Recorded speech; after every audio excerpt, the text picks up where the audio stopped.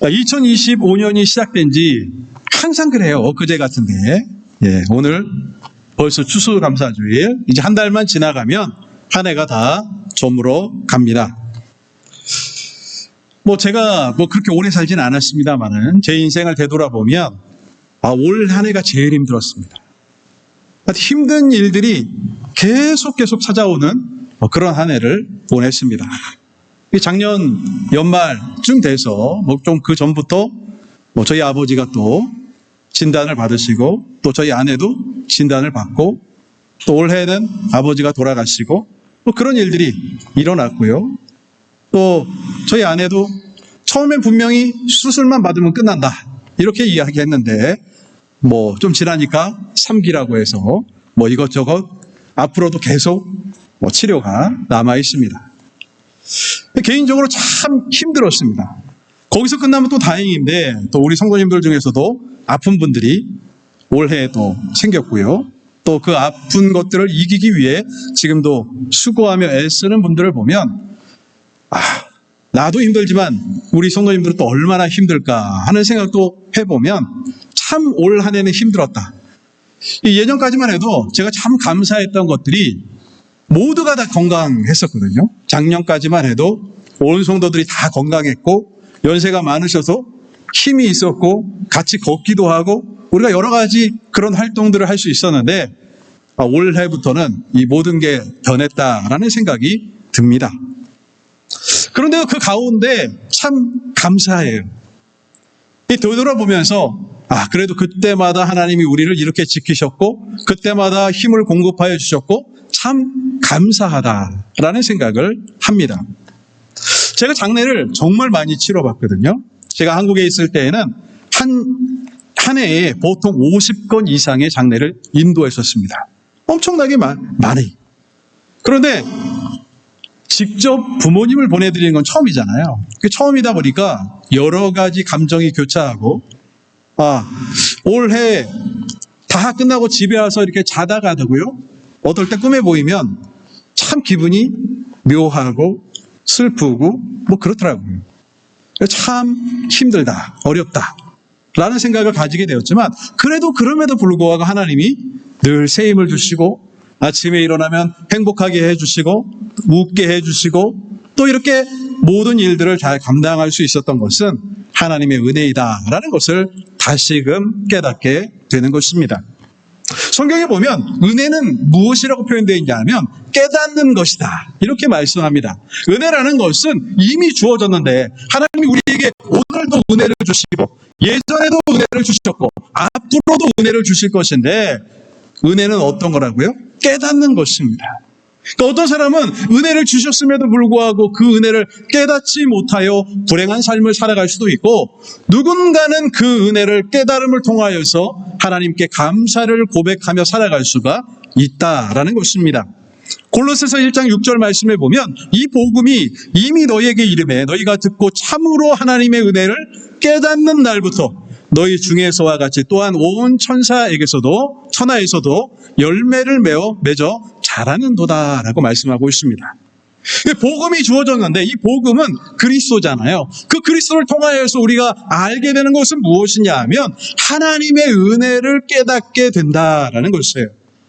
우리가 자라가야 되는데 그리스도로 말미암아 점점 우리의 신앙과 우리의 삶의 모든 것들이 자라가야 되는데 그것은 복음을 통하여서 은혜를 깨달을 때 주어지는 하나님의 선물이다라는 것을 말씀하고 계시는 것입니다.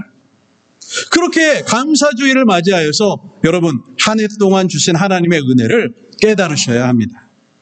올해를 시작하면서 우리 각자에게 여러 가지 고난의 순간도 있고 어려움의 순간도 있고 또 행복하고 좋은 일도 있었지만 그 모든 일들을 통하여서 우리가 알아야 될 것은 하나님이 우리에게 은혜를 주셨다라는 사실을 깨닫는 것입니다. 그 은혜를 깨달아야지만 우리 마음 가운데 무엇이 생겨요? 감사가 생긴다라는 것이죠. 이 감사는 은혜와 별개가 될 수 없다라는 것이죠. 우리의 삶 가운데 늘 감사가 넘치고 기쁨이 넘치고 하는 것들은 하나님의 은혜를 깨달았기 때문에 가능한 일이다라는 것을 알 수가 있다라는 것입니다. 제가 한국에서 이 부목사로 일할 때에 40대 여집사님이 계셨어요. 이혼하고 초등학생 딸 하나를 키우는 그런 분이었습니다. 이 직업은 동대문에서 옷장사를 하셨어요. 그러니까 늘 밤을 새워서 힘들게 하루하루의 삶을 살아갔습니다. 이 집사님의 유일한 소망은 딸밖에 없잖아요. 딸 하나, 딸 잘 키우는 거. 그런데 이분이 갑자기 질병을 만나게 되고 이제 얼마 못 살게 되었습니다라는 선고를 받게 되었습니다. 이분이 앞날이 너무 암담한 거예요. 이 신방을 갔더니 펑펑 울면서 나 죽는 건 상관없는데 우리 딸은 어떻게 해야 될지 모르겠다고. 그러면서 펑펑펑펑 울는 거예요. 근데 이분에게는 이혼한 남편이 있을 거 아니겠어요? 그 남편이 어느 때에 병실에 찾아옵니다.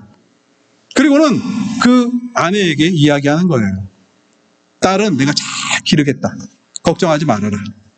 그렇게 위로를 해주고 갔는데 그 자리에서 이 집사님이 무엇을 이야기했냐 하면 소원이 있다고. 소원 한 개만 들어달라고. 그래서 어떤 소원을 들어줄까? 그랬더니 이 딸을 위해서 이 딸이 믿음대로 잘 자랐으면 좋겠는데 당신이 믿음이 없으니까 얘하고 같이 교회에 나가줬으면 좋겠다. 이렇게 이야기를 했다고 합니다. 남편이 고맙게도요. 그렇게 하겠노라고 약속을 했습니다. 그리고 얼마 지나지 않아 이 여집사님은 세상을 떠나게 됩니다. 근데 그 다음 주부터 장례를 제가 인도했지 않겠어요? 그러니까 그 남편 얼굴도 보고 인사도 하고 그 이야기도 전해 들었습니다. 그리고 그분이 이야기해요. 이번 주일부터 교회 나갈 겁니다. 그리고는 매주일 딸 손을 붙잡고 주일학교에 데려다주고 본인은 예배드리러 나오고 이것이 한 주, 두 주 계속해서 이어지는 것을 보게 되었습니다. 한 사람의 인생을 보게 되면 40대라는 젊은 나이에 생을 마감한다는 것이 너무나 불행한 일이잖아요. 그런데 그분이 뿌려놓은 씨앗이 누군가를 구원시키고 그 자녀를 믿음으로 잘 키울 수 있는 밑거름이 되었다는 것은 하나님의 은혜입니다. 모든 것이 다 하나님의 은혜입니다 라고 고백하기가 참 어렵잖아요. 이러한 순간을 맞이하게 되면 감사하다라고 이야기하기는 좀 어렵습니다. 그런데 지나고 나면 하나님이 왜 이렇게 역사하시는지, 왜 우리에게 은혜를 베풀어 주시는지를 깨달을 수 있다라는 것입니다. 오늘 말씀을 통하여서요, 여러분의 한 해 동안의 삶을 되돌아보셨으면 좋겠습니다. 어려울 때, 좋을 때, 기쁠 때, 눈물이 날 때, 그 모든 순간들마다 하나님의 은혜가 어떻게 나에게 주어졌고 또 그 은혜를 통하여서 우리가 어떠한 감사의 삶을 살았는지 되돌아봄을 통하여서 남은 한 달 동안 하나님의 은혜에 더 많이 감사하시고 기쁨이 넘치는 우리 성도님들이 되시기를 간절히 소망합니다. 자, 그러면 은혜를 깨달음을 통하여서 이 감사가 주어지는데 이 감사가 있는 자에게 주어지는 유익이 무엇일까요? 자, 첫 번째로요, 감사는 모든 환난에서, 모든 어려움에서 인내와 승리를 가져다 주기 때문에 그렇습니다. 오늘 본문을 기록한 것은 사도 바울입니다. 사도 바울은 옥중서신을 남겼는데 옥중에서 썼다 해서 옥중서신이잖아요. 그것이 에베소서, 빌립보서, 골로새서, 오늘 본문인 빌립보서, 빌레몬서, 이 네 가지입니다. 그 중에 오늘 본문인 이 빌립보서를 우리는 기쁨의 서신이다라고 이야기합니다. 여러분, 사도 바울이 언제 가장 기뻤을까요? 하나님의 복음이 잘 증거되고 그 복음이 증거됨을 통하여서 자기가 그 일에 귀하게 쓰임받으면 가장 기뻐하지 않았을까요? 그런데 지금 이 순간이 언제입니까? 옥에 갇혀 있을 때입니다. 사람이 옥에 갇혀 있으면 좋았던 기분도 나빠지게 되고요. 건강도 안 좋아지게 되고요. 여러 가지 마음의 번민과 어려움이 찾아오지 않겠습니까? 근데 그때 기록한 것이 기쁨의 서신이에요. 이 기쁨의 서신이 빌립보서는 기쁨이라는 말이 학자들마다 좀 다른데요. 16번에서 18번 정도 나온다고 합니다. 원어적으로 해석하니까요. 이 숫자의 차이가 있습니다. 16번에서 18번이 될 정도로 빌립보서가 몇 장이죠? 4장이잖아요. 4장. 4장밖에 안 되는데 한 장에 4번 이상씩 계속해서 기쁨에 관한 이야기가 나오더라라는 것입니다. 여러분, 사람은 언제 기뻐해요? 잘 되고 건강하고 다 좋을 때, 그때 기뻐하잖아요. 이 사도 바울 인생의 가장 힘들고 고된 순간이 이 옥중에 있을 때인데 그때 기쁨의 서신을 썼다라는 것은 참 아이러니한 일입니다. 빌립보서 1장 18절에 보면 이렇게 말씀합니다. 그러면 무엇이냐? 거칠애로 하냐? 참으로 하냐? 무슨 방도로 하든지 전파되는 것은 그리스도니 이로써 나는 기뻐하고 또한 기뻐하리라 라고 말씀하고 있습니다. 이 사도 바울은 기뻐하고 기뻐한다라고 표현하고 있습니다. 빌립보서를 시작하면서 난 너무나 좋아, 난 너무나 행복해 라고 이야기합니다. 이유가 무엇이에요? 그리스도가 전파되기 때문에 그렇다라는 것입니다. 이 사도 바울의 인생의 유일한 목적은 복음 전파잖아요. 하나님의 복음이 증거되는 것이 사도 바울의 유일한 소망이고 평생을 바쳐서 이루고자 했던 그의 소명입니다. 그 소명이 내가 옥의 갇힘을 통하여서 더 잘 증거될 수 있다면 난 너무나 기쁘고 더 기쁘다 라고 지금 표현하고 있는 것입니다. 이 사람들이 흔히 생각할 때에는 가질 수 없는 생각을 지금 가지고 있는 것이죠.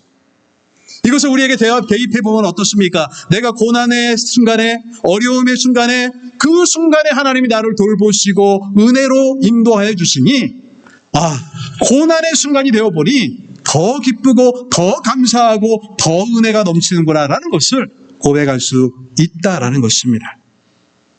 바울이 결론적으로 4장에 가서 이렇게 마무리합니다. 4장 4절 말씀을 보면 주 안에서 항상 기뻐하라. 내가 다시 말하노니 기뻐하라 라고 말씀합니다. 내가 옥에 갇힌 것이 나에게도 어려움이고 나를 돕는 너희에게도 어려움이고 모든 믿는 자들에게 어려움이 될 것이지만 항상 기뻐하고 다시 말하노니 더 기뻐하라. 이것은 바울이 가지고 있는 신앙을 표현한 것입니다. 모든 환난에서 믿음으로 인내하게 하고 그 모든 것들을 이길 수 있는 유일한 비결은 바로 감사를 통하여서 주어지는데 그 감사가 내 마음 가운데 찾아오니 기쁨이 샘솟는다라고 지금 표현하고 있는 것입니다. 이 구약에도 보면 이 기쁨을 통하여서 환난을 이겨나간 사람이 있습니다. 여러 사람들이 있지만 대표적으로 다니엘을 들 수 있습니다. 다니엘 6장 1절 10절 말씀에 보면 다니엘이 이 조서에 왕의 도장이 찍힌 것을 알고도 자기 집에 돌아가서는 윗방에 올라가 예루살렘을 향한 창문을 열고 전에 하던 대로 하루 3번씩 무릎을 꿇고 기도하며 그의 하나님께 감사하였더라라고 말씀하고 있습니다. 자, 왕의 도장이 찍힌 것을 알고도라고 말씀합니다. 그 도장은 무엇입니까?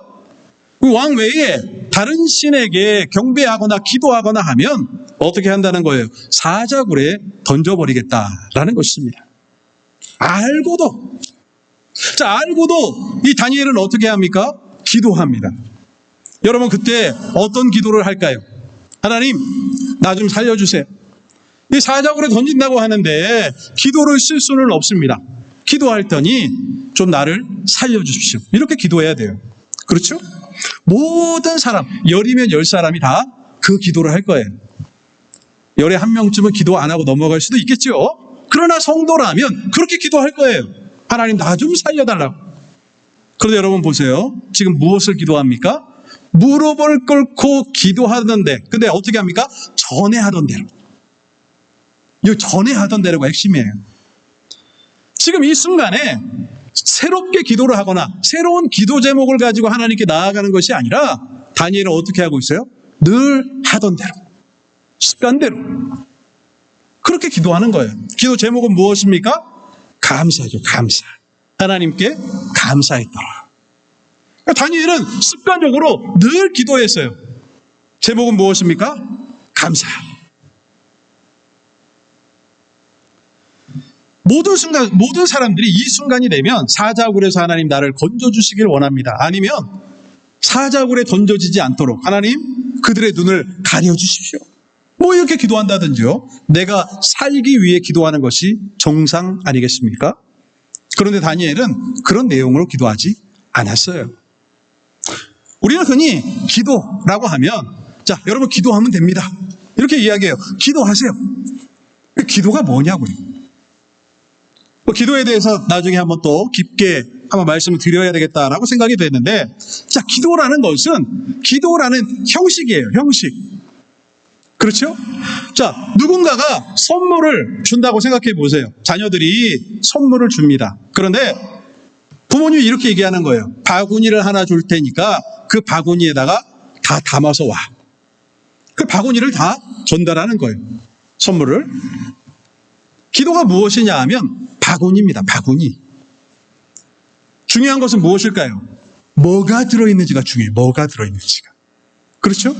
기도라는 형식이에요. 기도의 내용이 중요하잖아요. 근데 기도만 하라는 거예요. 그리고 모든 사람이 기도만 하면 된 줄 알아요. 그 기도가 어떤 기도냐가 중요한 거잖아요. 여러분, 우리는 어떻게 기도합니까? 가장 기본적인 기도, 가장 잘된 기도가 무슨 기도예요? 예수님의 기도죠. 예수님의 기도. 예수님이 가르쳐주신 기도. 그게 가장 좋은 기도잖아요. 너희는 이렇게 기도하라. 그 중요한 것, 기도의 중요한 것은 기도했다가 중요한 것이 아니라 어떻게 기도했냐예요. 어떤 제목을 가지고 기도했냐. 많은 사람들이 이 순간이 되면 하나님 날 좀 살려주세요. 그 기도합니다. 근데 다니엘은 늘 똑같았어요. 하나님 감사합니다. 하나님 감사합니다. 하나님 오늘도 감사해요. 내 삶 가운데 이런 위기가 오고 내 삶 가운데 이런 어려운 순간이 찾아와도 하나님 감사해요. 그거야.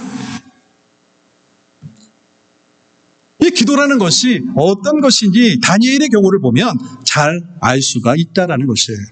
바구니가 중요한 게 아니라 내용이 중요합니다. 그래서 하나님은 뭘 보세요? 기도하는 모습을 보는 게 아니라 기도하는 사람의 마음을 보세요. 기도하는 사람이 어떤 마음으로 어떤 것을 아뢰느냐가 중요하지 기도했어가 중요한 게 아니라는 거죠. 자, 다시 오늘 본문으로 돌아가면 이 기도를 통하여서 다니엘은 감사를 올려드리는데 그 감사를 통하여서 마음 가운데 무엇이 찾아옵니까? 하나님이 주시는 평강이 찾아오잖아요. 이 모든 것들을 이길 수 있는, 환난을 이겨낼 수 있는 힘을 하나님이 공급하여 주신다라는 것입니다. 감사는 우리가 어려울 때에, 우리가 환난 당할 때에 이길 수 있는 힘을 줍니다. 그렇게 위기의 순간이 되면 우리는 더욱 감사해야 돼요. 하나님 감사합니다. 세상의 모든 사람은 이해할 수 없는 그 기도 제목, 고통의 순간에 감사하고 위기의 순간에 감사할 수 있는 것이 우리 성도들의 힘이다라는 것입니다. 이 말씀을 기억하시면서 늘 감사하며 살아가시는 우리 성도님들이 되시기를 간절히 바랍니다. 두 번째로요, 이 감사를 통하여서 우리에게 평안이라는 것이 찾아오게 됩니다. 많은 사람들이 역사상으로 가장 좋은 시절을 살고 있습니다. 아마 우리 어른들은 다 아실 거예요. 옛날에 한국에서 사셨을 때 얼마나 어렵게 사셨습니까? 네. 저는 안 봐서 잘 모릅니다. 저는 그래도 좀 괜찮을 때 태어나서. 네. 근데 얼마나 힘드셨어요?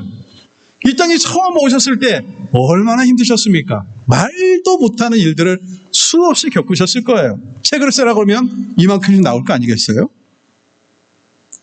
요즘 참 좋은 시대를 살고 있는데 사람들은 점점 평안이라는 것이 없다고 이야기합니다.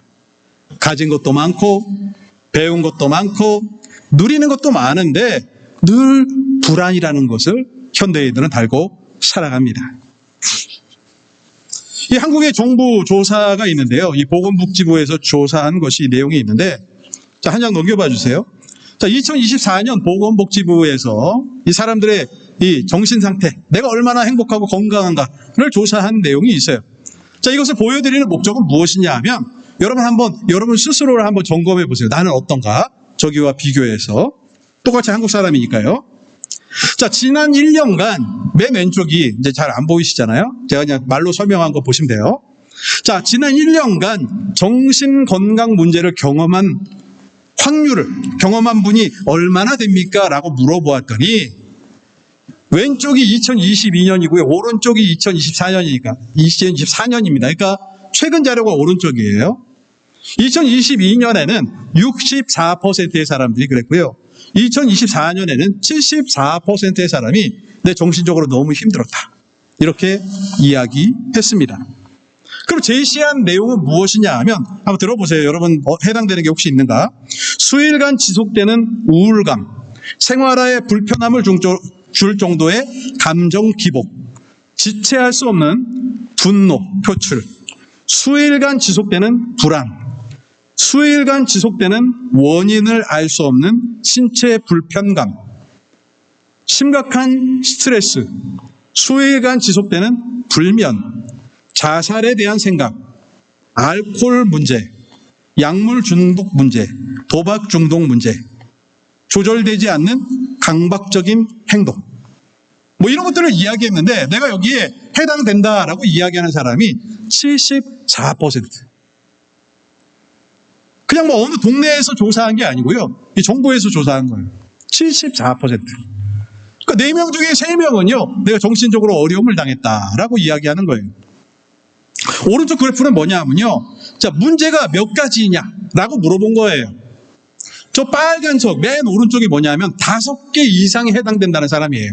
46%입니다. 그리고 저기 이렇게 그래프 이렇게 그려졌잖아요. 그러니까 두 번째 거부터 5개까지 2개, 3개, 4개, 5개. 그러니까 2개 이상이다라고 이야기한 사람이 83%입니다. 그러니까 내가 좀 힘들었어. 내가 정신적으로 많이 힘들었어라고 이야기하는 사람은 이런 질문에 난 최소 2개 이상은 해당돼. 라고 이야기했습니다. 한 장 넘겨봐 주세요. 그럼 내용은 무엇이냐?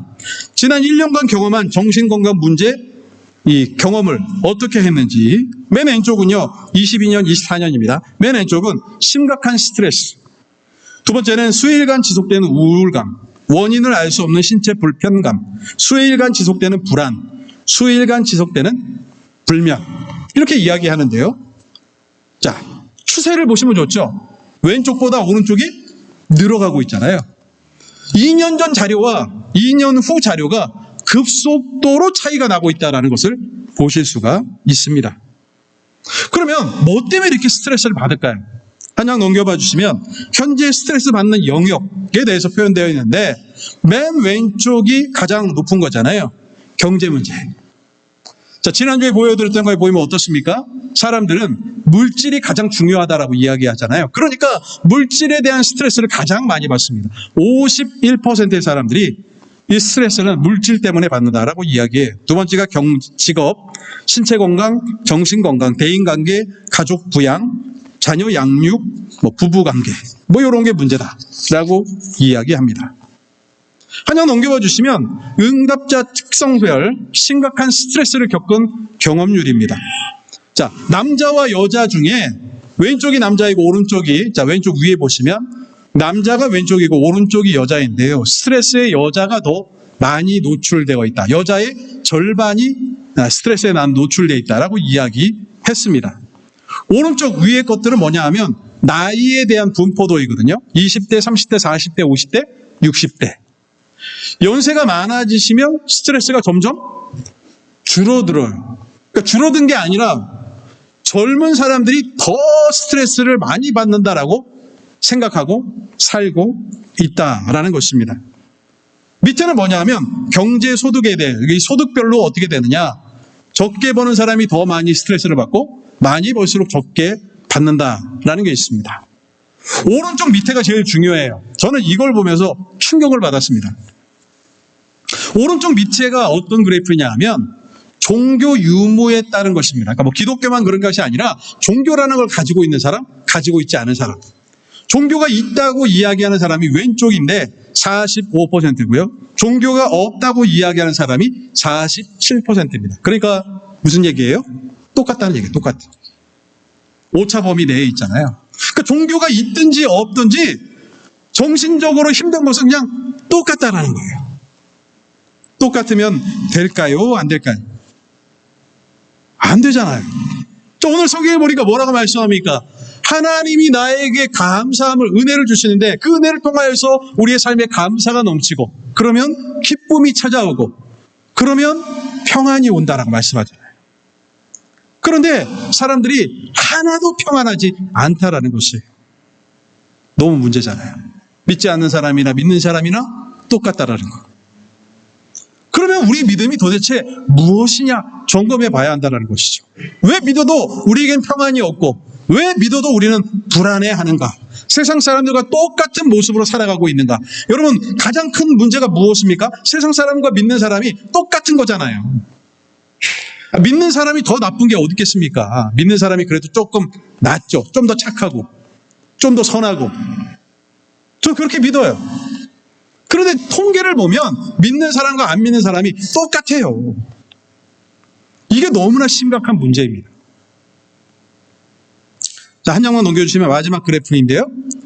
자, 정신건강 서비스 이용률입니다. 국가별로. 자, 한국은 12%의 사람들만 상담을 받거나 병원에 가거나 그런다라는 것이고요. 오른쪽 두 나라가 미국과 캐나다인데 대략 43%, 47%의 사람들이 내가 정신적으로 좀 힘들면 병원이나 상담이나 하는 것들을 찾는다라는 것이에요. 그 한국 사람들한테 다른 그래프에 보면 왜 병원에 안 가느냐, 왜 치료를 받지 않느냐라고 물어보았더니 첫 번째 이유가 무엇이냐 하면 주변 시선 때문에 그렇다라고 이야기합니다. 병원에 다니면 사람들이 이렇게 이야기하는 거죠. 한국 사람들은 정신병자 이렇게 얘기해 버립니다. 근데 그렇지가 않잖아요. 4명 중에 3명이 정신적으로 힘들어하는 거예요. 그런데 그 사람이 정신병자라고 이야기할 수 있겠습니까? 똑같은 거예요. 다 힘든 거예요. 사람들이 다 힘든 거예요. 근데 그 중에 한 명만 병원을 찾고 있습니다. 두 번째는 무엇이냐 하면 두 번째 이유는 비용 문제입니다. 여러분 흔히 이렇게 이야기하잖아요. 한국의 의료보험이 세계에서 제일 좋다. 그렇죠? 한국은 정신건강 서비스는 의료보험이 되지 않습니다. 왜냐하면 수가가 낮아요. 그러니까 의사를 한번 만나면 의사는 5분에 한 번씩 환자를 바꿉니다. 한국에 가보셨죠? 병원에 안 가보셨나요? 한국은 병원에 가면 5분에 한 명씩 계속 들어옵니다. 이 한국에 계시는 할머니, 할아버지들은 병원을 달고 사세요. 그냥 가세요. 심심하면. 가서 감기약도 받아오시고, 불면증 약도 받아오시고, 계속 방문하십니다. 그냥 취미생활 중에 하나예요. 병원 가시는 게. 좋습니다. 좋은 점이잖아요. 그런데 이 정신과에 가면 최소 30분에서 1시간 정도의 진료가 요구됩니다. 그러니까 나라에서 주는 수가 가지고는 병원 운영이 안 되는 거예요.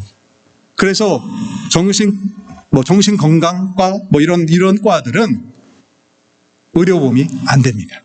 한 번 방문하면 최소 20만 원, 30만 원씩 내야 합니다. 한국 사람들에게는 너무 큰 돈이죠. 그래서 가지 못한다고 합니다. 참 슬픈 얘기예요. 여러분 중요한 것은 무엇이냐 하면 예수를 믿으면 우리는 평안해야 합니다. 여러분 의무적으로 평안하셔야 돼요. 걱정과 근심과 고통과 어려움이 왜 안 찾아오겠어요? 그러나 하나님으로 말미암아 평안해야 하는 것이죠.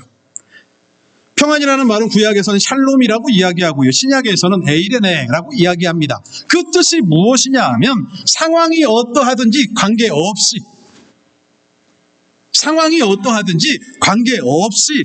우리는 평안해야 한다는 것이에요. 이 마음이 평안해야 한다는 것입니다. 오늘 보면 6절과 7절 말씀이 뭐라고 말씀합니까? 아무것도 염려하지 말고 다만 모든 일에 기도와 간구로 너희 구할 것을 감사함으로 하나님께 아뢰라. 그리하면 모든 지각에 뛰어난 하나님의 평강이 예수 그리스도 안에서 너희 마음과 생각을 지키시리라. 예전에도 한번 보았던 말씀이죠. 자, 보세요. 아무것도 우리는 염려하면 안 됩니다. 왜 그렇습니까? 염려가 찾아오잖아요. 그 염려를 오늘날은 불안이라고 이야기합니다. 그죠? 이 불안증이에요. 근데 하나님께서는 염려하지 말라는 거예요.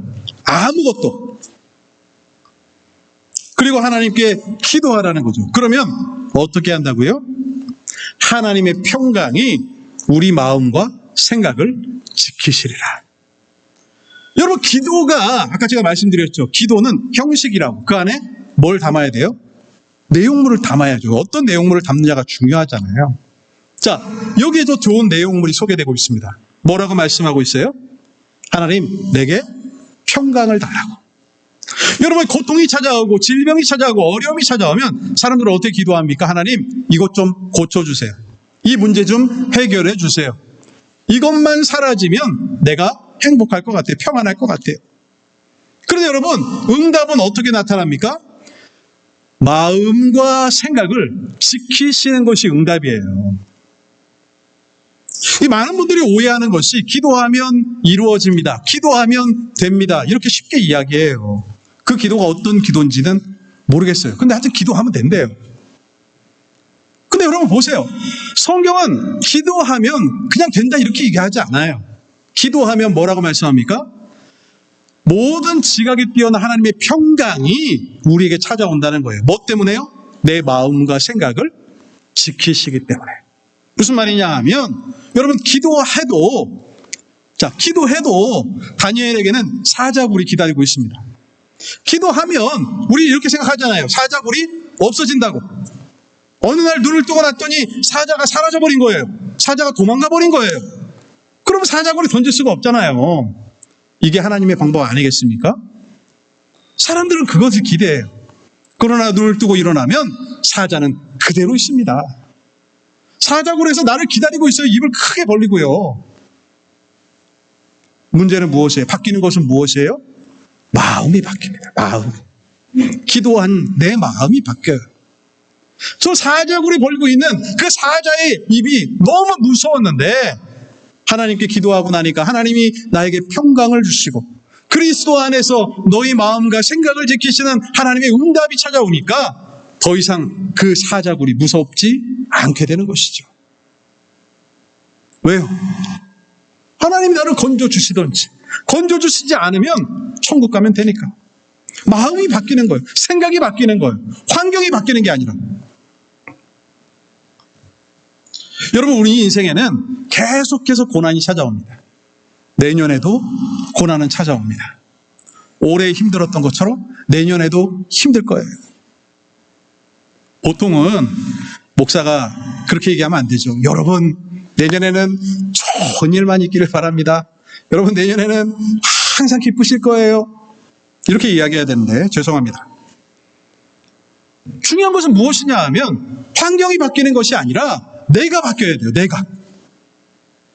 내 마음 가운데 감사가 회복되어야 합니다. 그 감사를 통하여서 하나님이 주시는 평안이 있어야 됩니다. 그러니까 우리 기도 제목은 무엇이 되어야 합니까?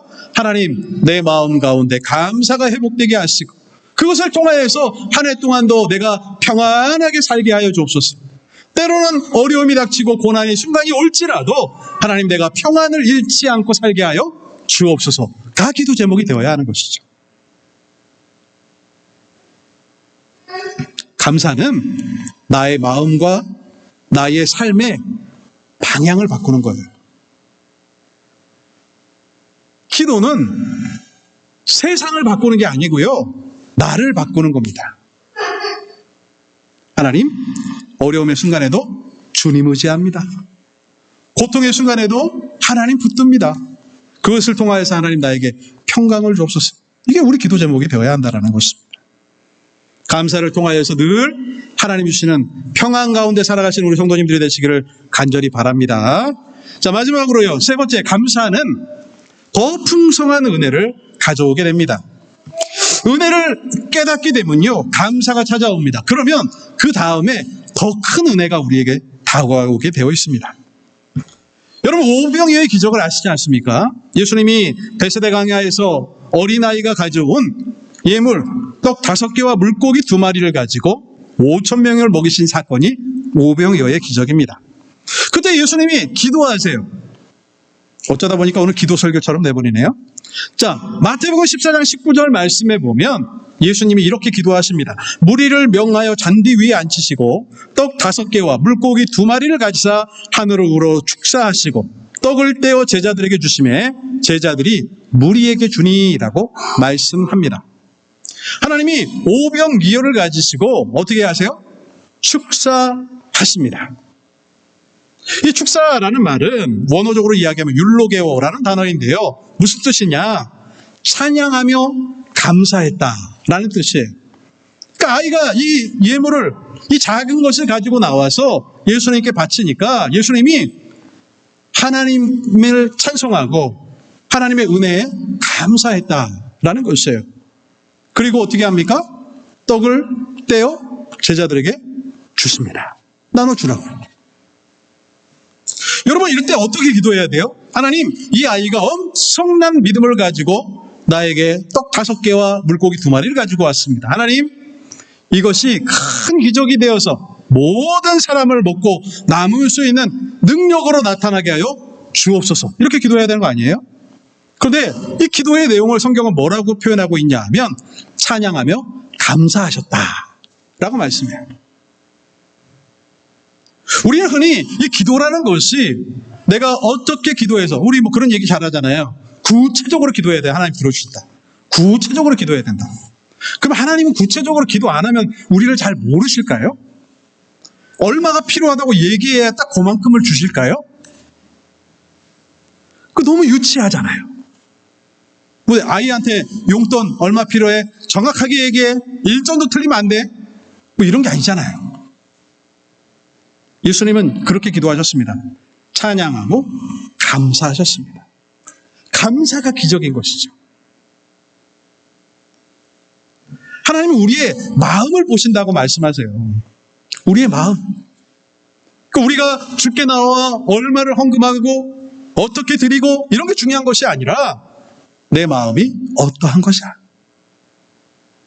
잠언 3장 9절에 10절 말씀에 보면 내 재물과 내 소산물의 처음 익은 열매로 여호와를 공경하라. 그리하면 내 창고가 가득히 차고 내 포도즙 틀에 새 포도즙이 넘치리라 라고 말씀합니다. 중요한 것은 무엇이에요? 10절을 사람들은 주목합니다. 내 창고가 가득히 차고 포도즙 틀에 새 포도즙이 넘치게 된다고. 그럼 어떻게 해야 되느냐? 많이 드려야 된다. 자, 중요한 것은 무엇이냐 하면 내 소산물의 처음 익은 열매가 중요한 거잖아요. 자, 이번 주에 성경 공부할 때도 보았잖아요. 가인과 아벨이 하나님께 예물을 드리는데 두 사람의 차이는 무엇입니까? 마음. 내 소산의 처음 익은 열매는 무엇을 이야기하는 것입니까? 내 모든 것, 내 마음 전부, 나의 모든 것을 주께 드립니다라는 그 마음을 하나님은 보신다라는 것이에요.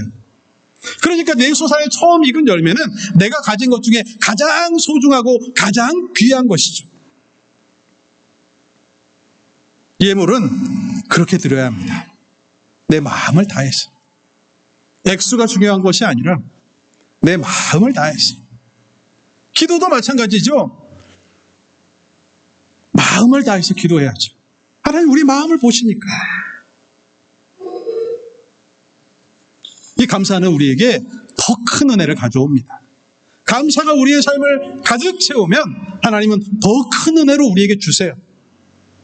뭘 해서 얻는 것이 아니라 하나님 감사합니다. 예수님처럼 주님을 찬송하며 감사하면 그것으로 족한 거예요. 주기도문을 보시면 주님이 가르쳐 주신 기도를 보면 그 기도의 내용이 무엇입니까? 찬양하며 감사하는 내용이에요. 우리가 원하는 건 딱 하나뿐이잖아요. 일용할 양식을 주옵시고 정도.